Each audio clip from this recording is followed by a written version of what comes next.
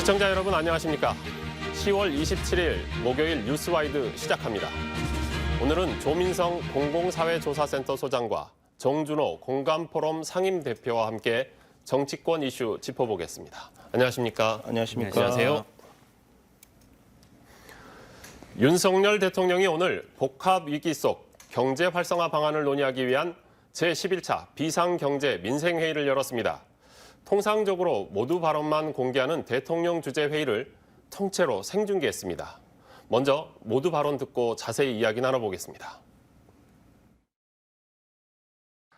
이런 투자와 경제 활동이 위축되는 가운데 활력을 불어넣기 위해서 정부가 어떤 정책을 가지고 있는지 또 계획을 수립해서 실천을 할지 궁금해하시는 분들이 많이 있습니다. 그래서 오늘 우리가 비공개로 쭉 해오던 이런 회의를 오늘은 언론에 공개해서 좀 이게 한 번으로 끝날 건 아니겠습니다만은 잘 좀 말씀을 해주시고 또 우리 부총리께서 좀 정리도 해주시고 이렇게 좀 진행을 하고자 합니다.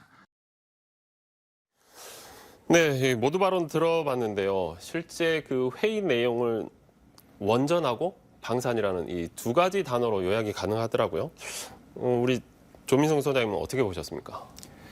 사실 이 경제 관련된 회의를 생방송으로 진행한다고 해서 많은 국민들이 기대보다는 걱정, 우려가 좀 더 많지 않았을까 싶고 제가 뭐 그건 설명 안 드려도 될 것 같은데 근데 어쨌든 지금 뭐 고환율, 뭐 고물가 그리고 뭐 이런 이제 삼고 얘기하는 이 경제적 어려움 거기에다가 또 이제 최근에 강원도발 경제학자까지 터지면서 국민들이 많은 이 민생 문제에 대해서 이제 걱정을 하고 있던 터에 그리고 이제 정치권은 이제 강대강 갈등과 이제 대결이 계속되고 있는 상황에서 경제 문제를 가지고 국민들과 이제 소통을 하겠다. 이제 이런 발표를 좀 하면서 저는 뭐 기대를 했고 그런 면에서는 좀 긍정적으로 볼 수 있을 것 같습니다. 다만 이 민생, 뭐 경제 이렇게 얘기를 하는데 민생은 좀 다루지 않은 이제 그런 회의가 된 게 다소 아쉽기는 한데요.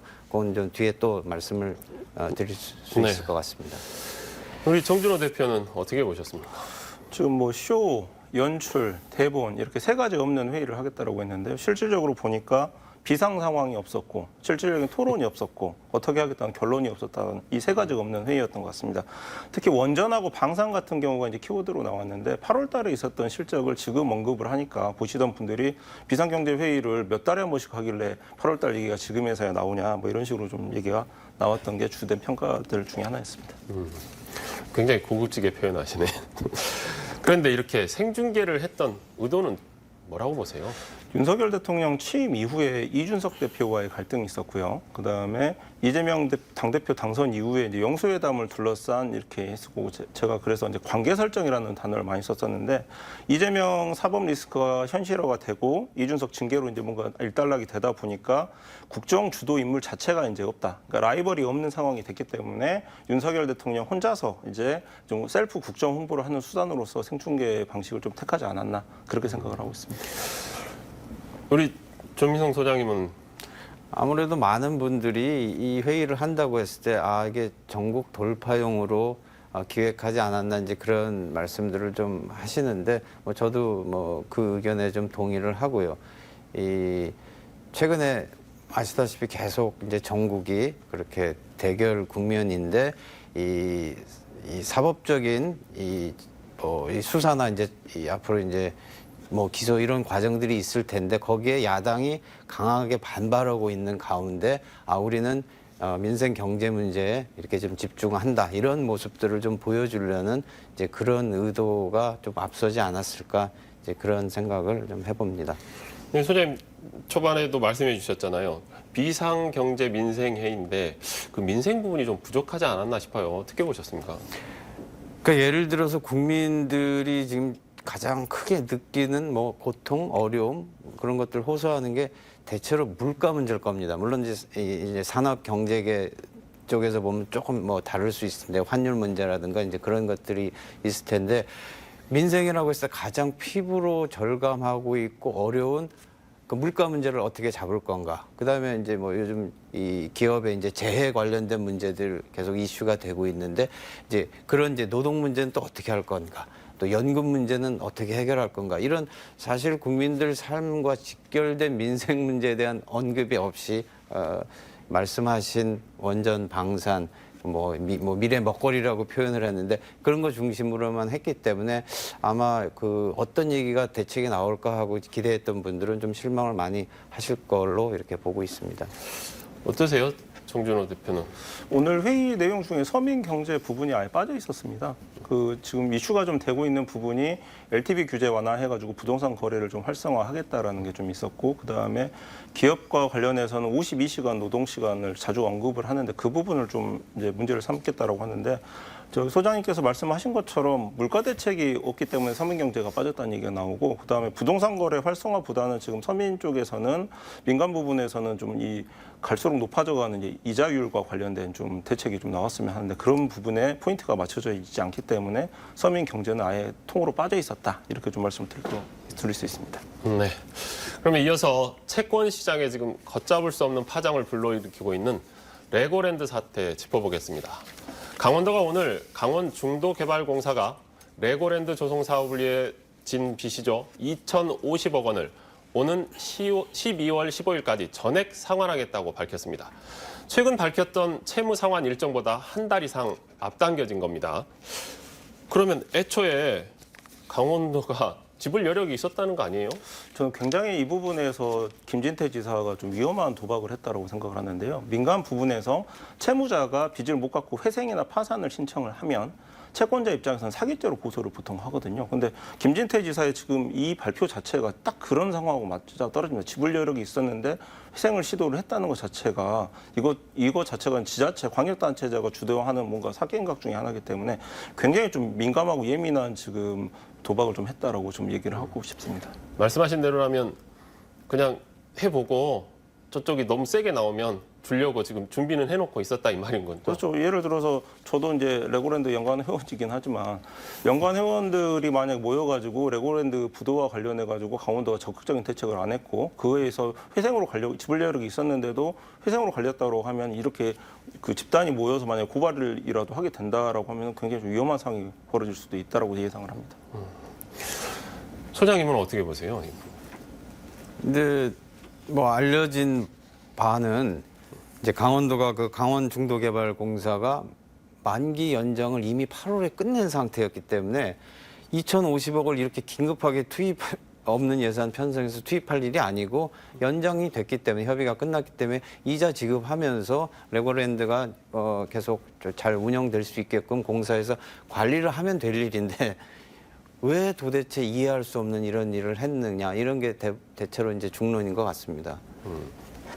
근데 이제 문제는 이 레고랜드 때문에 빚어진 공영 개발들이 지금 다들 추진하기 힘들어졌다는 게 문제잖아요. 지자체들이 하고 있는 사업들 저희가 그래도 공기업이 하면 그날 믿을 만하다 했는데 그게 지금 다 PF가 지금 실패하고 있는 상황이지 않습니까? 뭐 2배, 3배 이자가 올라갔기 때문에 이게 사실 강원도의 예산 재정 문제로 놓고 봤을 때는 그 2,050억 전체를 책임져야 될 게 아니기 때문에 사실 그거는 강원도 예산 재정 문제에서 큰 타격이 없습니다. 오히려 그 여타 이제 공공 부분으로 확대되고 민간 부분으로 확대된 피해가 일파만파 어디까지 갈 건가를 사람들이 걱정하는 거지. 이제 강원도에서 물론 이제 2,050억을 긴급 투입하게 되면 신규 예정했던 사업들이라든가 도민들을 위한 그런 사업들 예산을 쓸 수가 없기 때문에 다소 불편함은 있을 수 있겠지만 이건 충분히 좀 해결 가능했던 일이고요.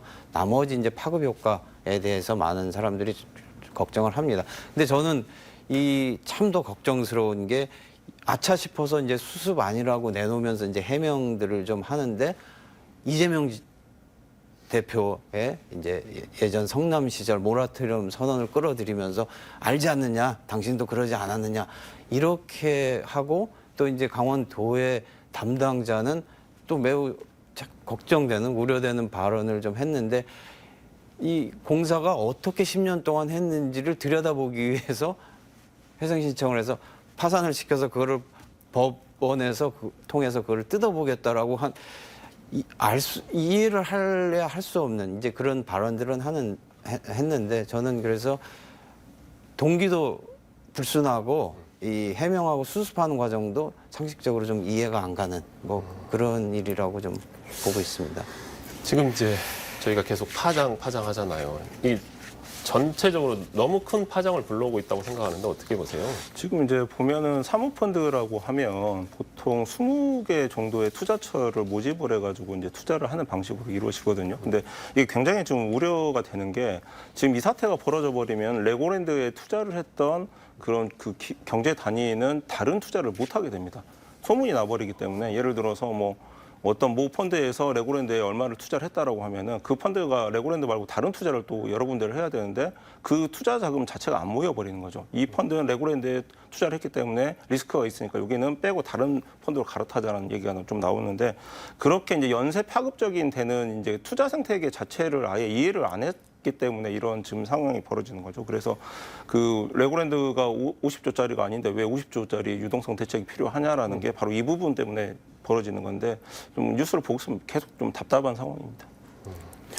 소장님은 어떻게? 예, 좀 그 한마디 좀 보태면요. 이제 우리가 대체로 레고랜드 레고랜드 사태 이렇게 말을 하는데 사실 레고랜드 자체는 큰 문제가 좀 없었던 걸 이렇게 키운 측면이 강하기 때문에 저는 이제 이 언급을 할 때 레고랜드 사태가 아니고 김진태 쇼크 이렇게 말하는 게 정확한 저가 아닌가 이런 생각이 듭니다.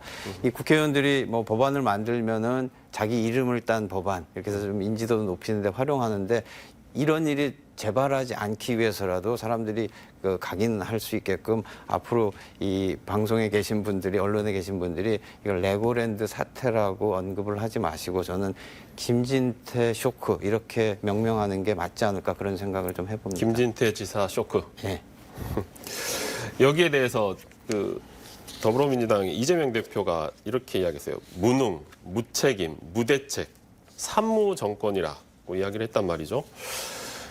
그렇다고 하면 이 목소리를 높이는 것이 거기에 대한 두 가지 이야기를 합니다.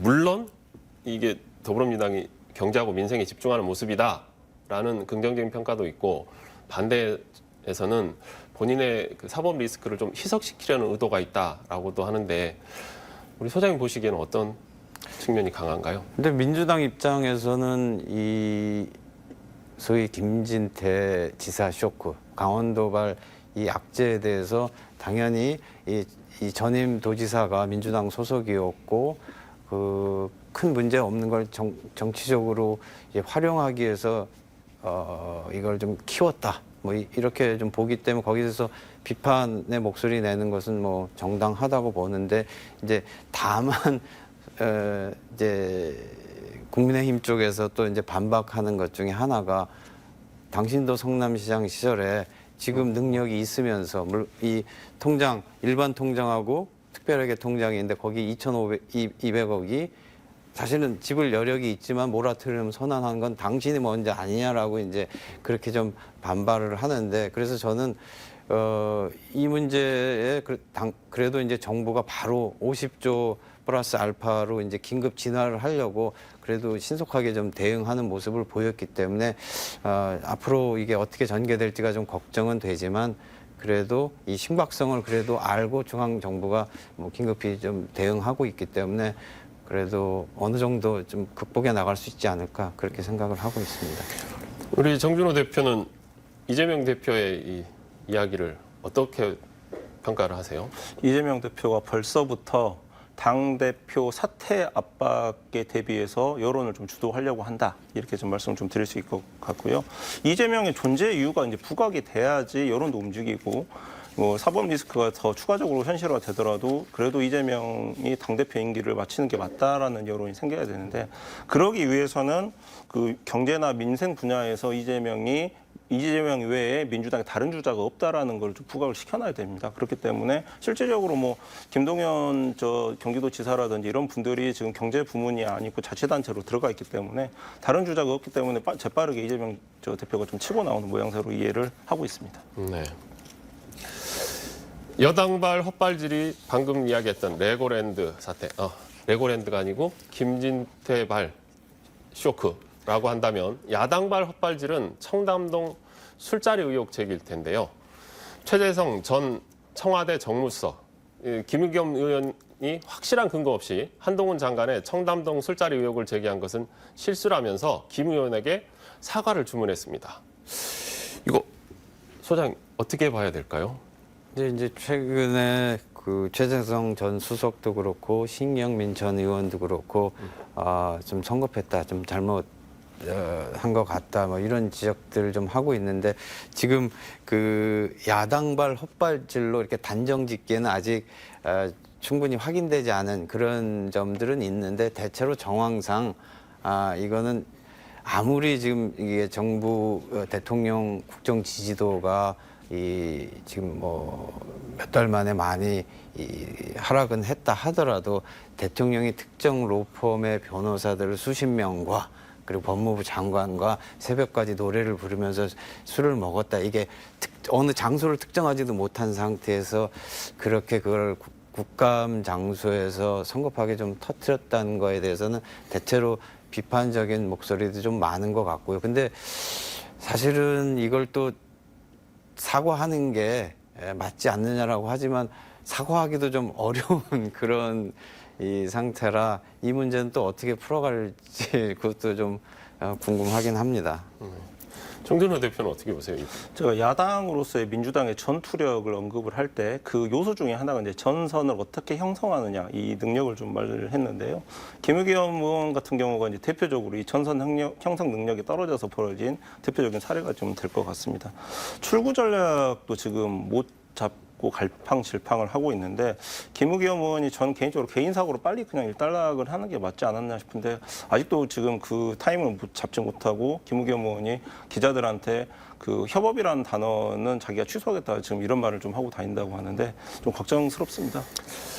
그러다 보니까 그 박지원 전 국정원장이 애초에 이 질문 자체가 잘못됐다. 만약에 그런 술자리가 있었으면 지금 대통령하고 말씀하셨던 대형 로펌의 관계자들이 그런 자리를 갖는 게 그런 문제를 제기했어야지 왜 한동훈을 거기다 끌어들였냐라고 지금 쓴소리를 했단 말이죠. 이 부분은 어떻게 생각하세요?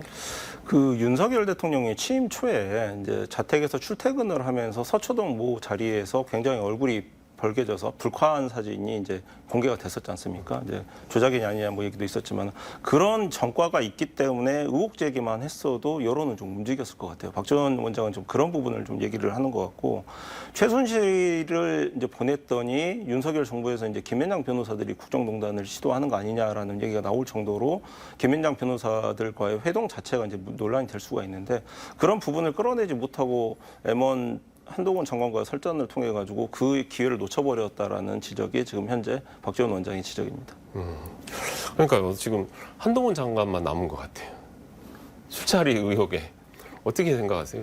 그렇죠. 아니 뭐 지금 말씀하셨지만 대통령이 뭐 그런 자리를 한 게 확인이 됩니까? 뭐 하여튼 이런 정도 질문을 해서 이 답변을 좀 얻어내는 그 답변 사실 하기가 좀 어렵지만 그런 정도만 던지는 것으로 사실 끝나는 게 뭐 맞지 않았을까? 또는 그런 언급 확인되지 않은 사실을 가지고 하기는 이게 너무 좀 위험한 이제 그런 이벤트였던 것 같은데 이게 한두 번도 아니고 좀 민주당 의원들이 한동훈 장관을 너무 심하게 견제를 하려고 하면서 계속 실수를 지금 하고 있는데 이거는 아마 내부에서도 좀 생각을 좀 해봐야 될 것 같습니다. 번번이 지면서 깨지면서 이게 뭐 톰과 제리도 아니고 맨날 져요. 근데 맨날 공격은 하는데 거기서 하여튼 내부적으로 약간 심각하게 고민들을 좀 해봐야 될 것 같습니다.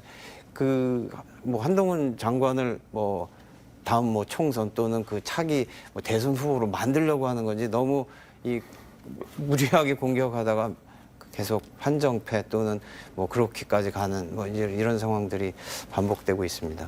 소장님 보시기에는 민주당이 오히려 한동훈 장관의 몸집만 계속 키워주고 있는 그렇게 보시는 거죠? 뭐 사실 뭐 그렇지 않았나 저는 그렇게 보고 있습니다. 우리 정준호 대표는 어떻게 보세요?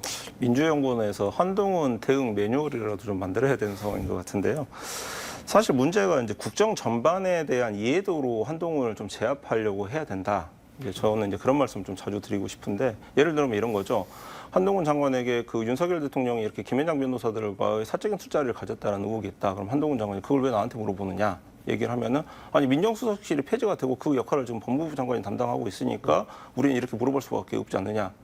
이런 식으로 뭔가 좀 국정 전반에 대한 지적을 하면서 한동훈 장관에게 뭔가 이렇게 가르칠 건 가르쳐가면서 이렇게 제압을 해야 되는데 그런 부분들이 좀 나오진 않고 있고요. 그리고 한 가지 이제 또 느꼈던 게 한동훈 장관이 뭐 차기 큰 정치를 준비하느냐 마느냐 얘기가 나오는데 뭐 직을 걸겠다라고 흥분하는 모습을 보니까 아직 한동훈 장관 주변에 그런 메시지를 담당해주는 참모는 없는 것 같아요. 그런 거 보면은 한동훈 장관이 개인적으로 큰 정치는 아직까지는 뭐 준비는 하고 있지는 않는구나라고 좀 느꼈습니다. 그 직을 건다는 말에 많은 의미를 생각하고 계셨네요. 네. 네, 윤석열 대통령 행보 하나 더 살펴보겠습니다. 어제 윤석열 정부의 탄소 중립과 녹색 성장 정책의 컨트롤 타워 역할을 할 대통령 소속 2050 탄소 중립 녹색 성장위원회가 공식 출범했습니다. 윤 대통령은 이 자리에서 문재인 정부가 2030년 국가 온실가스 감축 목표를 40%로 상향 설정한 데에 국민 부담이 어떤 것인지 과연 제대로 짚어보고 한 것인지 의문이라면서 비판을 했습니다. 정도원 대표님은 어떻게 보세요? 윤석열 대통령의 임기가 2030년 이전에 끝나다 보니까 이 부분에 대해서는 본인 숙제라고 생각을 안 하시는 것 같아요. 실제로 이제 40%로 상향 설정하는 데 논란이 있긴 있었거든요. 26.3% 정도로 설정을 했다가 40%로 올리니까 50%로 이렇게 갑자기 올려버리면 부담이 된다라는 지적이 있긴 있었는데 윤석열 대통령의 지적은 실질적인 대안을 마련하지 않으면서 이 비판만 지금 되새김질하는 그런 형태이기 때문에 본인 숙제라고 생각을 했다라면 나오지 않을 좀 그런 멘트긴 했습니다. 소장님은 어떻게? 뭐 저도 이제 비슷한 의견인데요. 지적을 하면 그러면 나는 어떻게 하겠다. 뭐 이런 대안 제시가 있어야 되는데 물론 이제 어제 그 위원회도 좀 발족을 하면서 앞으로 어떤 좀 활동을 할지 좀 지켜봐야겠지만 지금까지 보여준 모습은 그러니까 뭐 탈원전이라는 것을 강조하면서 이 과도한 목표를 좀 설정했다. 그리고 이제 뭐 재생에너지, 태양광 발전으로 대표되는 이런 거 관련된 문제 제기만 지금 좀 하고 있고 어떻게 가겠다는 걸 아직은 이제 충분히 보여주지 못하고 있다고 이제 그렇게 좀 보는데요. 아까 말씀하신 내부에서도 그 40% 상향하는 과정에서 참여했던 사람들 말을 좀 들어보면 좀 고민들이 좀 많았던 거고 그리고 저도 개인적으로 현실적으로 40% 달성하는 거는 실현하는 건 사실 좀 거의 불가능하다고 좀 봅니다. 이제 다만 이 국제적인 흐름도 맞춰야 되고 그만큼 좀 절박한 문제이기 때문에 좀 과도해 보이는 이제 목표를 설정한 측면이 있기 때문에 그거들을 이해하고 윤석열식 이 탄소 중립 대책을 좀 구체적으로 내놓는 것이 필요하지 않을까 그렇게 생각합니다. 윤석열식 탄소 중립 대책이라고 말씀하셨는데 그래서 원자력 발전하고 신재생 에너지를 믹스한 에너지 믹스 전략 이야기를 했잖아요. 그래서 원전은 계속 가고 석탄 발전소 20기 폐기하겠다 했는데 그런 정책에 대해서는 어떻게 생각하십니까? 저도 뭐 대체적인 방향에 대해서는 현실적인 문제까지 고려한다면 이제 동의할 수밖에 없지 않을까 싶고요. 그 목표 실현을 위해서 늘 논란이 됐던 게 원자력이 이걸 어떻게 이해해야 되느냐 문제로 늘 대립이 있었던 건데 이제 그러면서 우리가 이제 유럽이 원자력을